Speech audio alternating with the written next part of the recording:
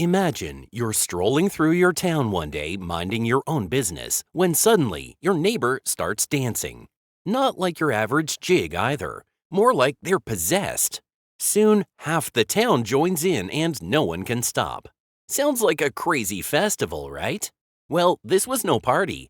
It was a bizarre event that shook the town of Strasbourg in 1518. What could have made an entire town dance uncontrollably until some literally dropped dead? Today, we're diving into one of history's strangest mysteries, the dancing plague of 1518.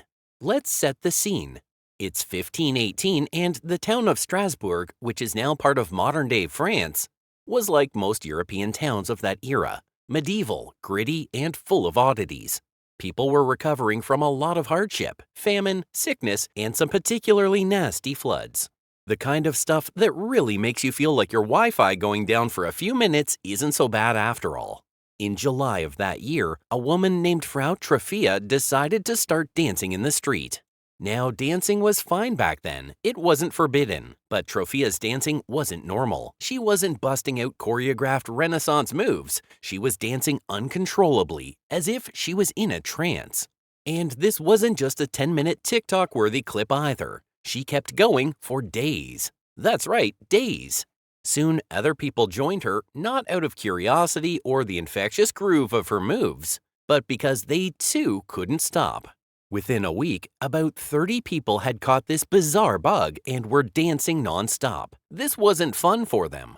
There was no music, no drinks, no DJ, just pure unbridled and seemingly involuntary dancing. They danced through pain, exhaustion, and heat, some even collapsing from heart attacks, strokes, or sheer exhaustion. By August, the number of dancers had risen to around 400. Now, you might think, hey, maybe this was just a flash mob gone horribly wrong. But no, the authorities were concerned. This wasn't some medieval version of Dancing with the Stars. The town's leaders, confused and desperate, consulted doctors, who, in true medieval fashion, diagnosed the condition as hot blood. Yep, hot blood. Their solution? More dancing. They thought the best cure for these poor souls was to just let them dance it out, like some 16th century version of a Zumba class. They even hired musicians to help keep the rhythm going. Spoiler alert, it didn't work. As the plague dragged on, things got worse.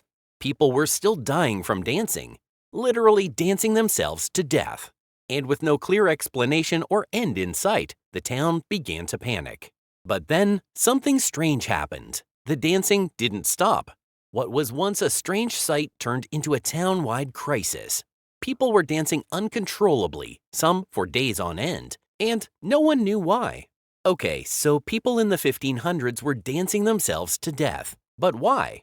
This is where things get interesting, because nobody really knows. One of the most common theories points to ergot, a type of fungus that grows on damp rye and can cause hallucinations and spasms. This fungus contains a chemical similar to LSD, so it's possible that the people of Strasbourg were unknowingly tripping on some moldy bread. But here's the catch. If it was ergot poisoning, you'd expect to see more symptoms like vomiting, convulsions, and not, synchronized dancing. Plus, why would only one town be affected? Others believe this was a case of mass hysteria. In 1518, people were living through incredibly tough times, with famine and disease weighing heavily on their minds. Mass hysteria occurs when a group of people starts to experience the same symptoms of a psychological condition, often triggered by extreme stress.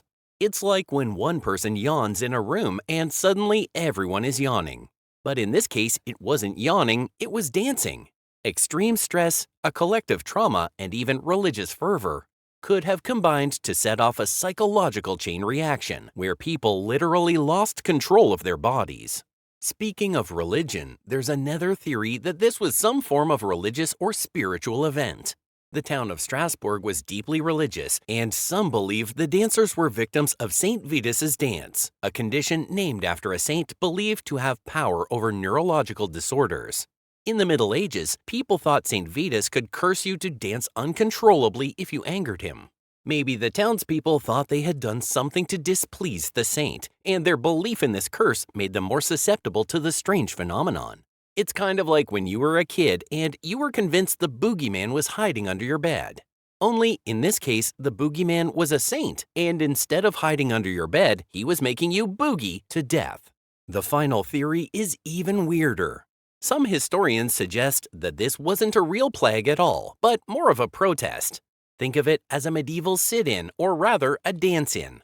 Some argue that the dancing was a way for the oppressed lower class to express their frustration and resistance to their harsh living conditions.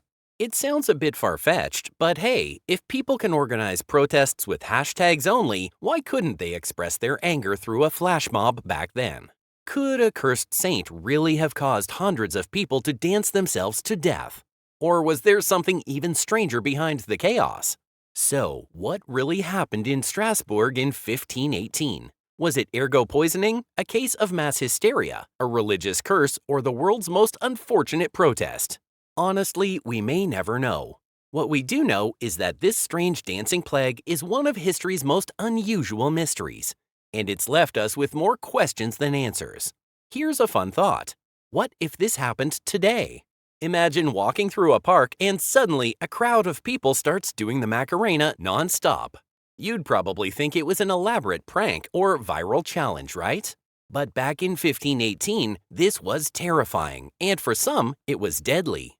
What do you think caused the dancing plague? Could it have been stress, a curse, or maybe something even more mysterious?